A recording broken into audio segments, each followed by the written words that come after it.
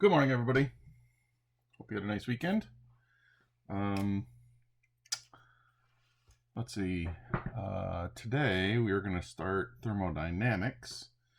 Plan for the week. Class today, tomorrow, Wednesday. We'll be off on Thursday. Right back at it on Friday. That's the plan for this week. We should buzz our way through thermodynamics. So we've taken 3 unit tests already this quarter or this semester, so we're doing pretty well. We have one more. So basically we have the last unit test, which is going to be thermodynamics, redox, and kind of a spattering of some final stuff. So that'll be the last 3 units that we do. So you'll have a unit test, and then we will have the final exam.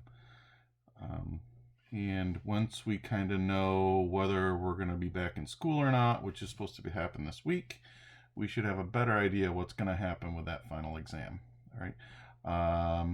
I think I am going to post some review materials on that final exam. That should be coming out this week. Today's lecture is some beginning, just the beginning of thermodynamics, and it's actually some review also. So if you remember back to first semester, we already did some thermodynamic stuff. We've actually already talked about the first law of thermodynamics. We're going to review that a little bit. We got to talk a little bit about state functions and standard states again, just to bring it back, because it's been quite a while. And so that's kind of the plan for today.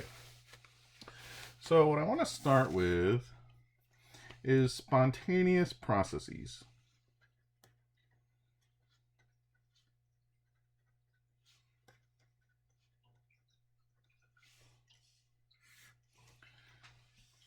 So if something is spontaneous,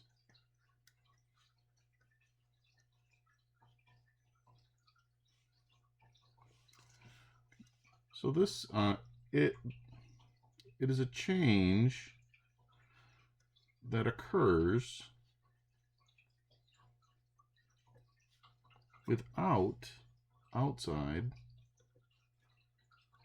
intervention.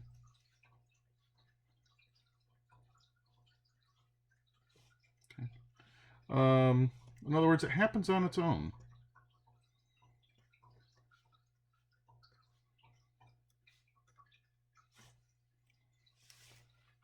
We don't have to do anything for it to make it happen. So an example of spontaneous, if we took a watermelon to the top of the stadium and we put it over the edge and we let go, it will spontaneously go from the top of that stadium and it will drop due to gravity, all right, and it'll smash onto the parking lot below. All right, that would be a spontaneous process. It happens on its own. We don't have to do anything to it. All right, as soon as I let go of that watermelon, it drops.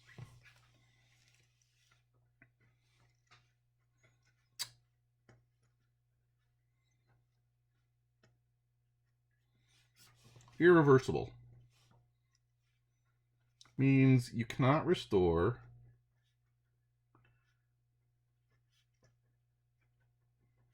the initial state by reversing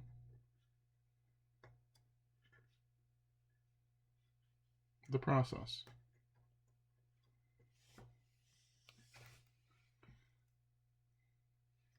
So when I drop this watermelon, when I drop the watermelon off of the top of the stadium and it drops, okay, it spontaneously drops and smashes onto the ground. Can I reverse that? Can I do the reverse process and have that watermelon end up in my hands again? And the answer is no. Right? You can't do that. The watermelon is smashed on the ground.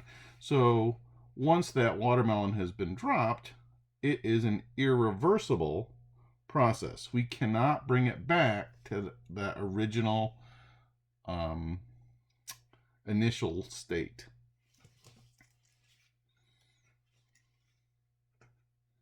Well, what's reversible?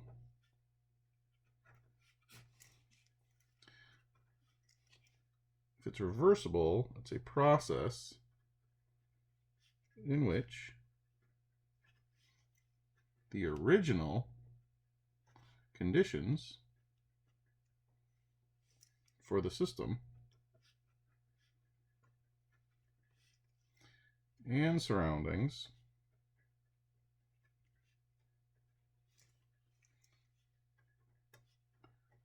can be reached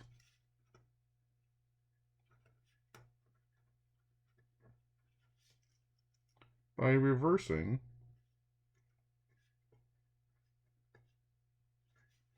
the process.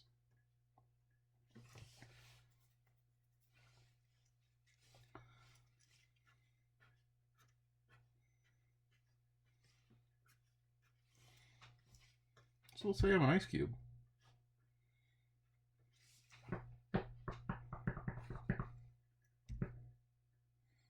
Okay. If I add some heat, this like ice cube, okay, it doesn't have to be a cube, whatever form it's in, this ice starts to melt. But what if I do the reverse process? What if I remove heat? Okay. I can reverse that melting and refreeze it into ice. All right, so that would be an example of a reversible process.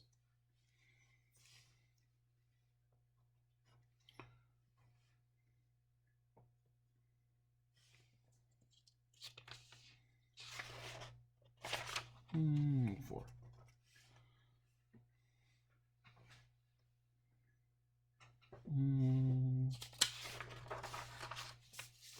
Let's go on and say this.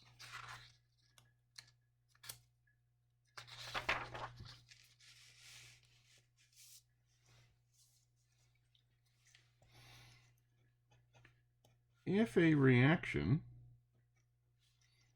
is spontaneous, oh my God.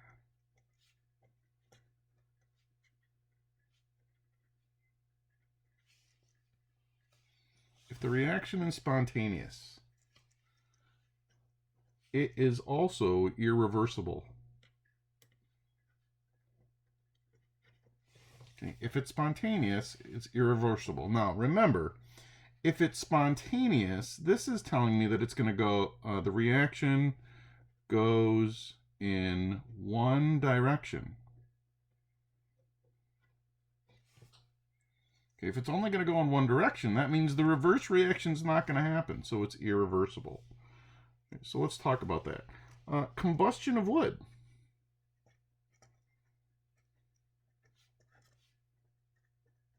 Okay, this is a spontaneous process. Okay, how many of you have been to a campfire? We take our wood, we stack it all up, we light it on fire, all right, and that burning just happens. Okay, so combustion of wood, right, is a one-way process. It's going to produce CO2, H2O, heat. Okay, so it's going to produce those different things. Once we've burned it, can we put all those things back in and make wood again?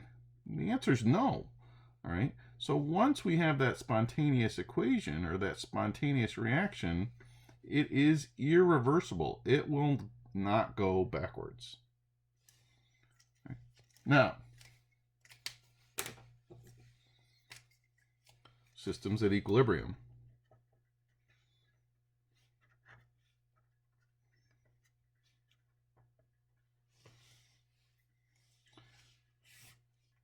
Well, if we are at equilibrium, that tells us that the rate of the forward reaction is equal to the rate of the reverse reaction. So automatically, the reactions are going both ways.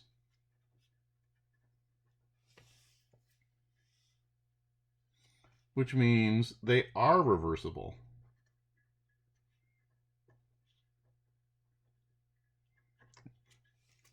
If the reactions are going both ways, they're reversible. Well, if they're reversible, they can't be spontaneous.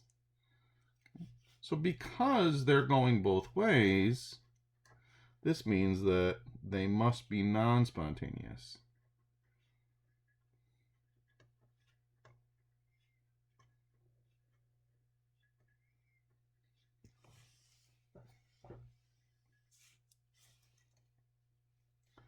All right, so if we look at A plus B in equilibrium with AB. So what this is telling us is we have this forward reaction happening. The A plus B is producing AB. But at the same time, we have AB decomposing into A plus B. So we have both reactions occurring at the same time. All right, so this would be a reversible reaction. Now, if this was spontaneous, A plus B would go to AB, and that's it. Okay, that would be it. No more, no reverse. All right, it would be irreversible. But if we're in an equilibrium, we have both occurring. So that's considered to be non-spontaneous because they are reversible. Real life example of this. So you have a glass of water. Say ice water. At 0 degrees C.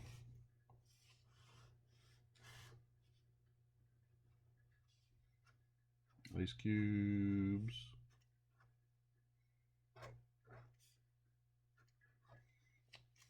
It's a pretty picture, isn't it?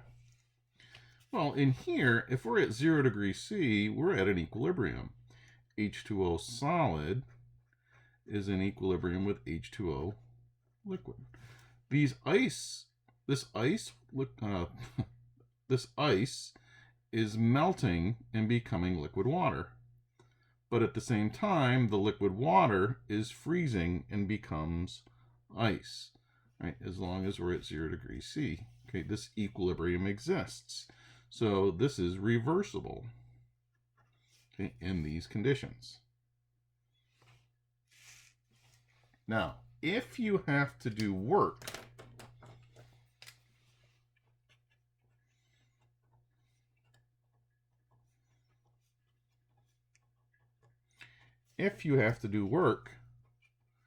to get back to the original conditions,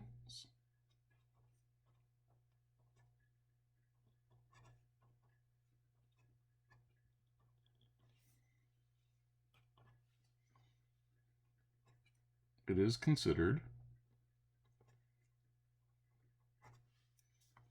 irreversible.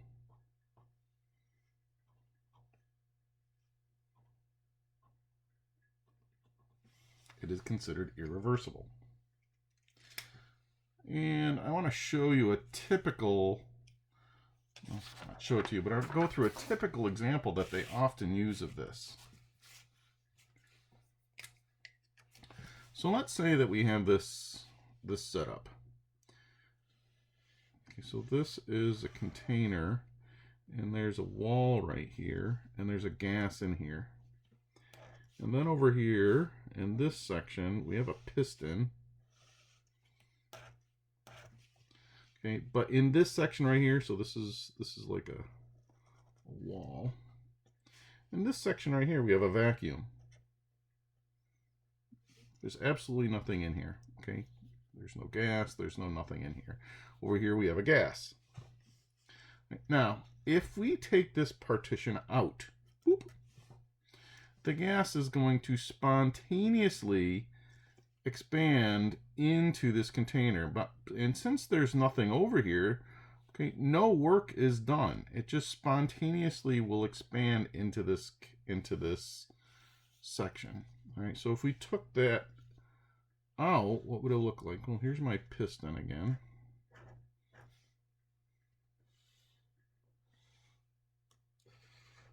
Okay, so we took that partition out, and the gas expands to fill this whole thing now. So the gas spontaneously expands into the vacuum. No work is done.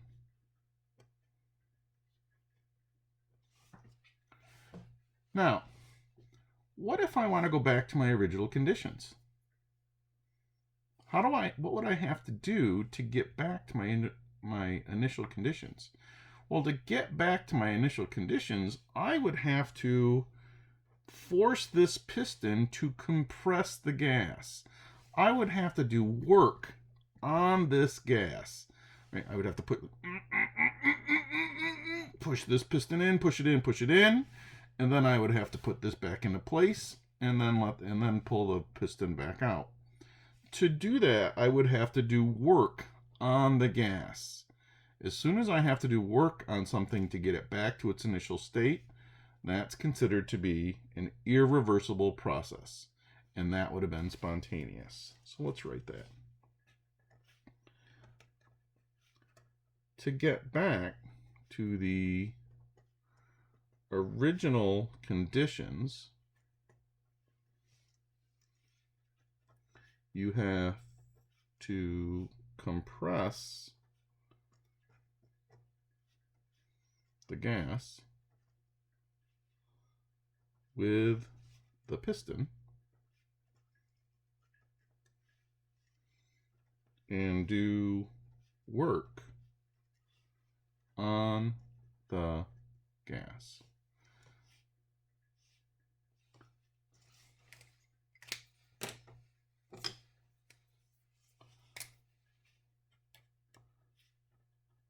This would be considered irreversible. And because I had to do work to get back to these conditions, it's irreversible. All right, so this is a typical thing that they talk about when we're talking about spontaneity.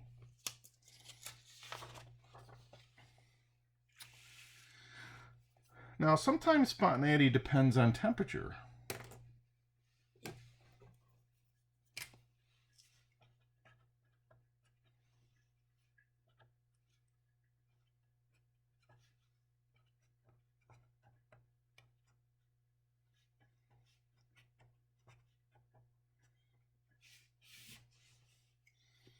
And a good example of this is melting and freezing.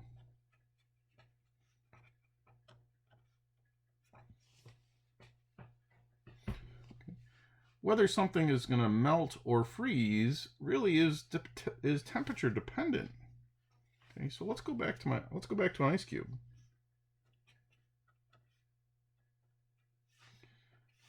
If I take an ice cube and I put it on my driveway,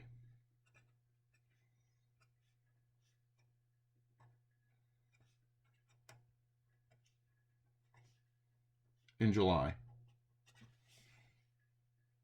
what's going to happen? Well, it's hot. Okay, it's hot. This ice cube is going to spontaneously melt.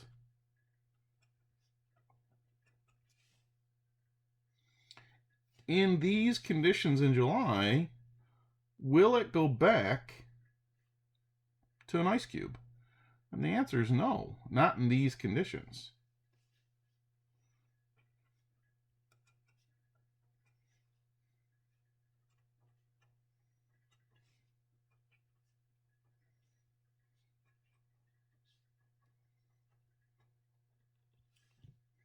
Okay, so that would be considered a spontaneous process, right? Same thing, if I took liquid water and I put it in the freezer, temperature is less than 0 degrees C, the water is going to freeze. That's going to be an irreversible or a spontaneous process under those conditions. It'll never go back to liquid water as long as I leave it in the freezer. Okay? That's irreversible. Okay? Hopefully that helps a little bit. So,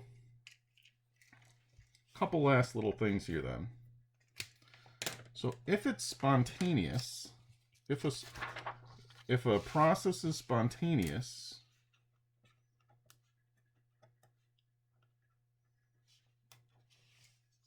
it's irreversible.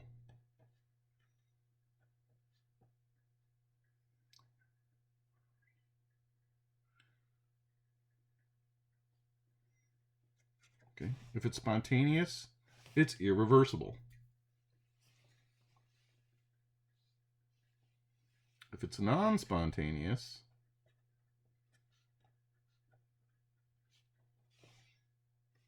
it is reversible.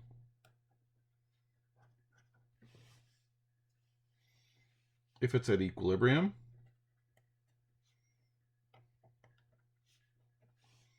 it is non-spontaneous.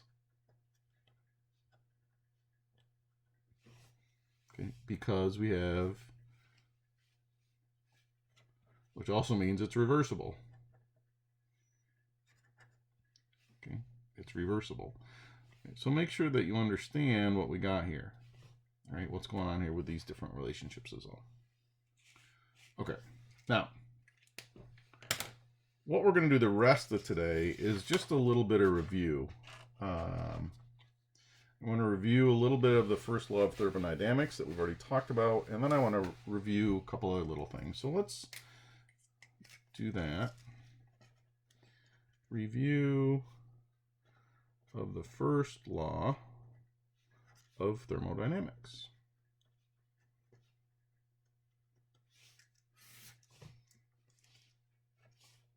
First law of thermodynamics. Energy cannot be created or destroyed.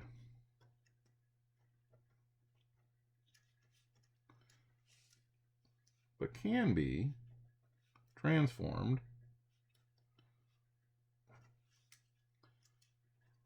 from one form to another. So we talked about this in chapter 5.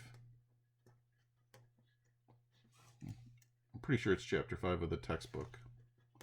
All right, so we talked about the first law of thermodynamics, and we know we can't create or destroy energy, but we can transform it into one form or another. In other words, energy has to be conserved.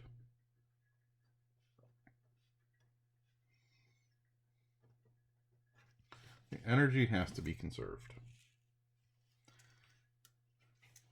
Next part of the law, first law. Energy of the universe is constant. If we can't create or destroy energy, the amount of energy in the universe has to be the same. Now we can take that energy and we convert it into different forms, potential energy, heat energy, that kind of stuff, but you cannot make new energy.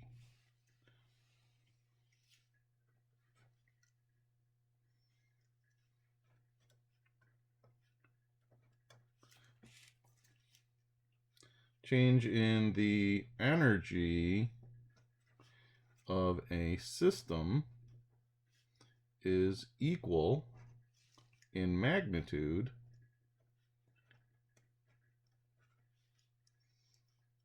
and opposite in sign to the change in the energy of the surroundings of that system.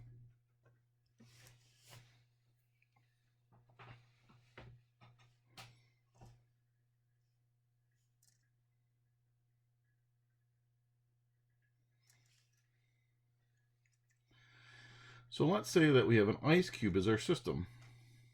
Oops. Okay, so this is my system.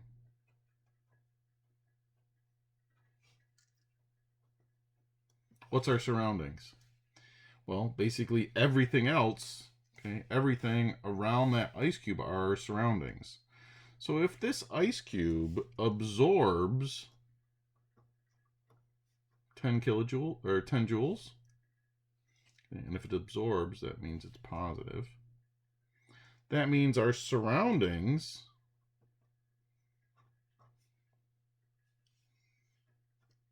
has lost 10 joules. But the sign is opposite. Okay, so the surroundings has lost 10 joules. Right? So this is my first law of thermodynamics.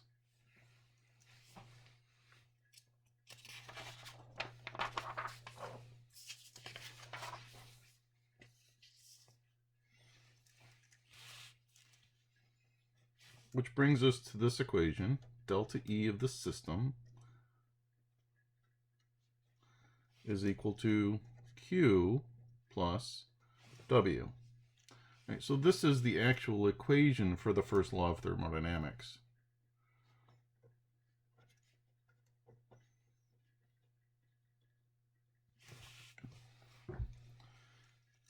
This is my internal energy.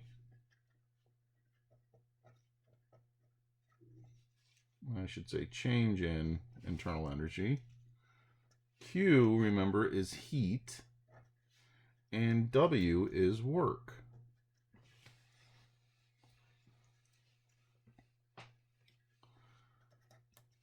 So if Q is negative, okay, if our heat is negative, that means it's exothermic,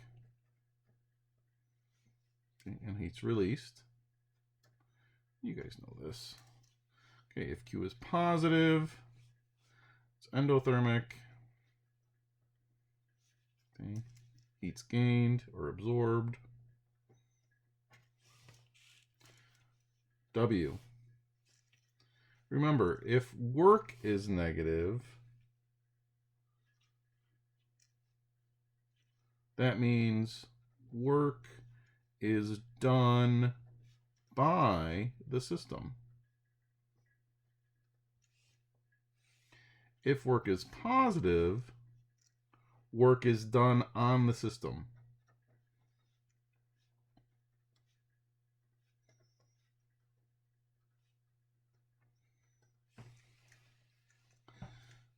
So the example we used last time are gas systems. So if a gas expands, if a gas is expanding, right, it's doing work on everything around it. It's pushing things away from it. Okay, so an example of work being done by the system is gas expanding.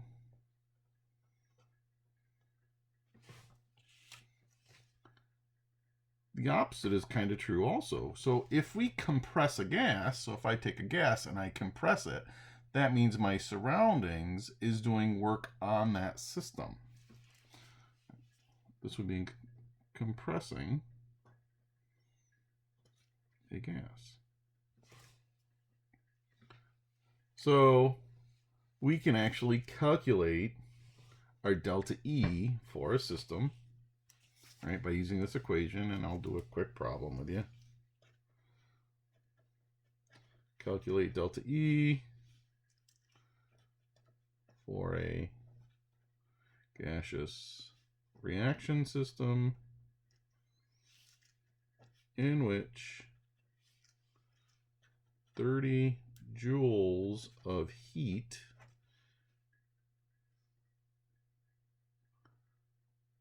is absorbed and 24 joules of expansion work is done. So we know that delta E is equal to Q plus W. I just have to be careful of your signs in here. So for Q, which is this number right here, is that positive or negative? Well, since it's being absorbed, it's positive. So we have positive 30 joules plus, now we have this 24 joules of expansion work, which means the system is expanding and doing work on the surroundings. So that's negative.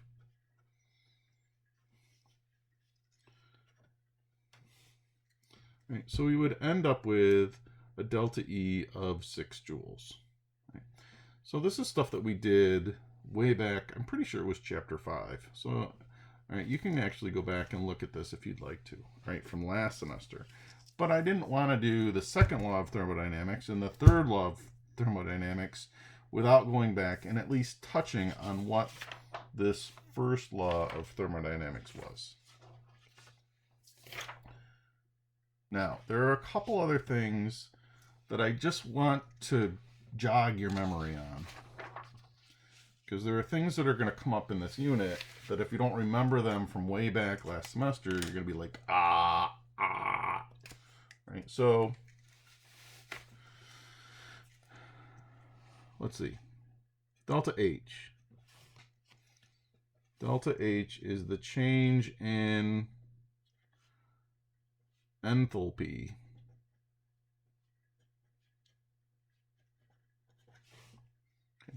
which is the heat of our reaction.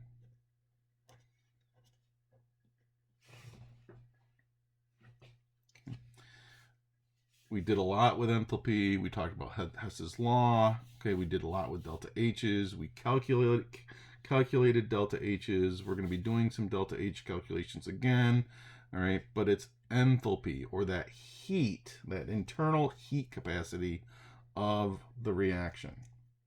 Now remember, nature likes low energy. It likes the lowest possible energy it can. All right, so for example, all right, what am I doing to this pen? Well, I'm increasing my potential energy. Nature doesn't like that. It likes that low potential energy, so it's going to pull it down and energy is going to be released. So it likes that low energy state. So if that's the case, it prefers exothermic processes or reactions. It doesn't mean endothermic reactions don't happen, but it prefers exothermics. So it prefers a negative delta H, which is our exothermic process. So I just wanted to bring that back to you. Next thing I want to talk about quickly are state functions again, because this is going to come back also.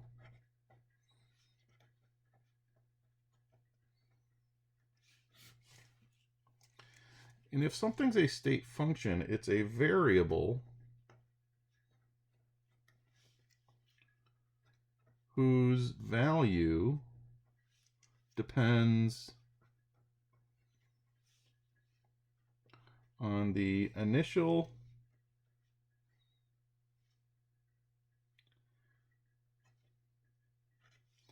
and final states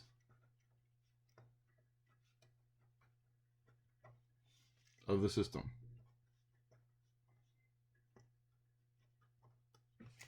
A variable whose value depends on the initial and final states of the system. The value of a state function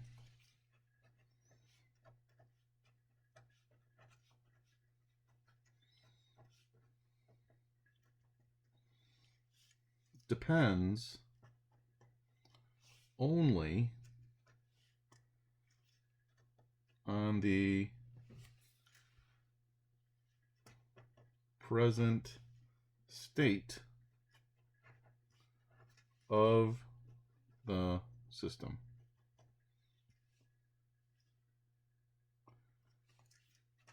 Not on the path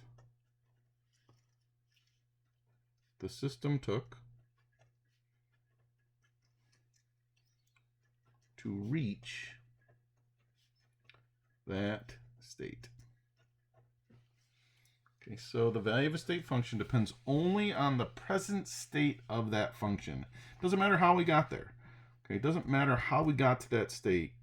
Okay, what really matters in a state function is the conditions at present.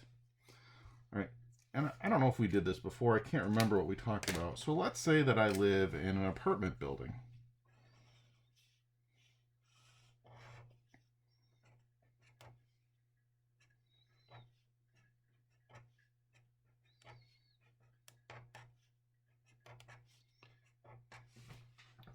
And I live here on the third floor. Okay, so I live on the third floor. I just went to Raymore and Flanagan and I bought a new couch. Okay. I want that couch, okay, in my living room on the 3rd floor. Now, there's lots of ways to get there. Okay, I could bring my couch in, I could go up the stairs, and bring it into my living room and place it. Okay, which is the present state that I want it in. Is there another path that I could take? Well, sure. I could come in the door, I could go to the elevator, put it in the elevator, bring it up to the 3rd floor, and then into my living room.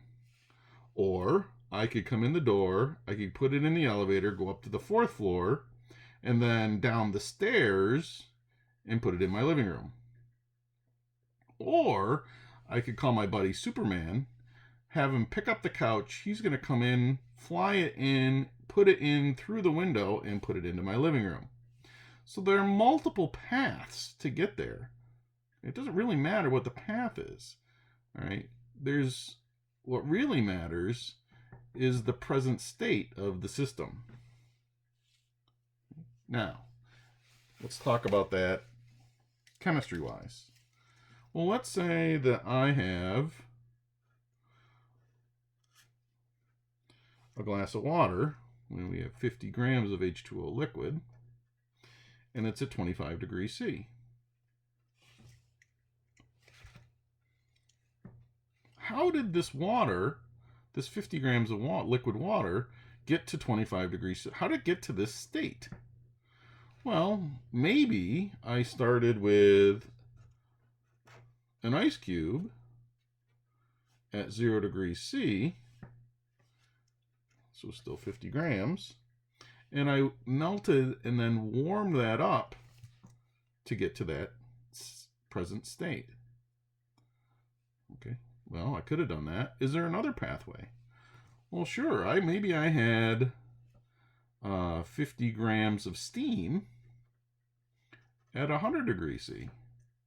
And I cooled that steam down and then condensed it down, and then I cooled it down to 25 degrees C. There's lots of paths, right? But it does not matter what path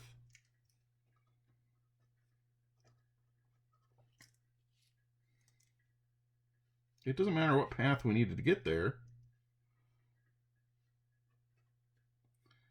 This has the same internal energy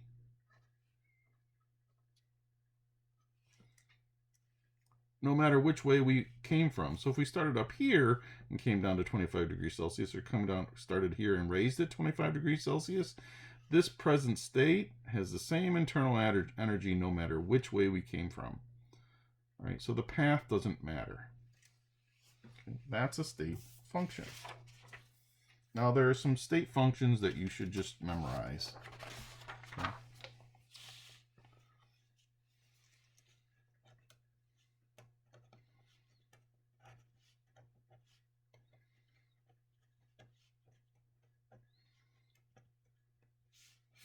Some of these things we haven't even talked about yet. Some of them we have. Delta E, or the change in internal energy, is a state function.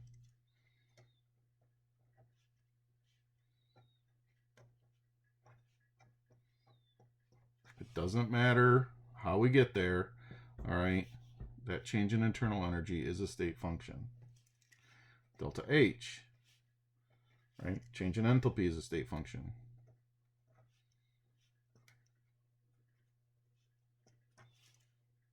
Delta S, which we haven't even talked about yet, or change in entropy.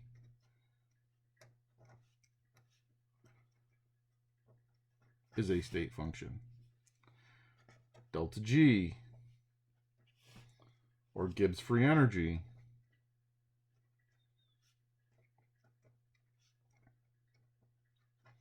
is a state function. All right, so you just need to recognize that these are going to be state functions. I know we haven't talked about these two yet, but that's what's coming in this unit. Now, the last thing I want to quickly review is what standard state is.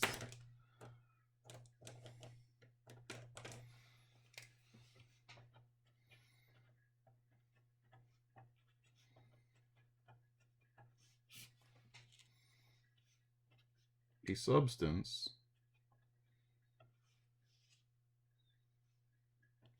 is in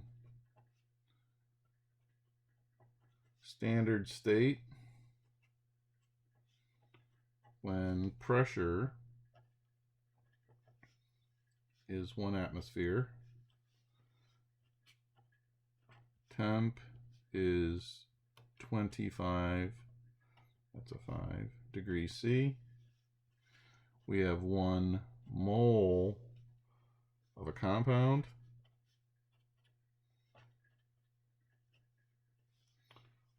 Or concentration is 1 molar. Right, so those conditions are standard state conditions. Okay, now when thermodynamic quantities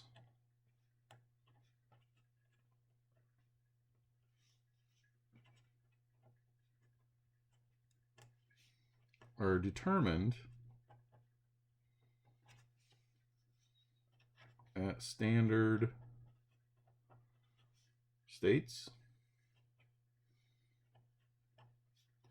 a 0 superscript is added.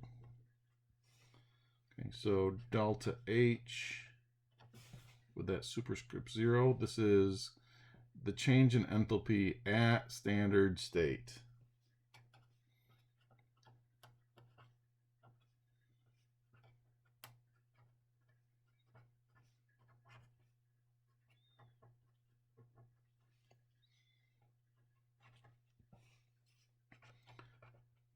Delta E0 would be the change in internal energy at standard state. Okay. Now you can we're going to add these zeros to delta S and delta G also. Just realize that those changes are at standard state. All right, so I just wanted to kind of bring that back to you. All right, that's where we're going to stop for today. All right, tomorrow we're going to get down and dirty into entropy and the second law of thermodynamics. All right, so we'll get down and dirty tomorrow. And I hope you have a good afternoon.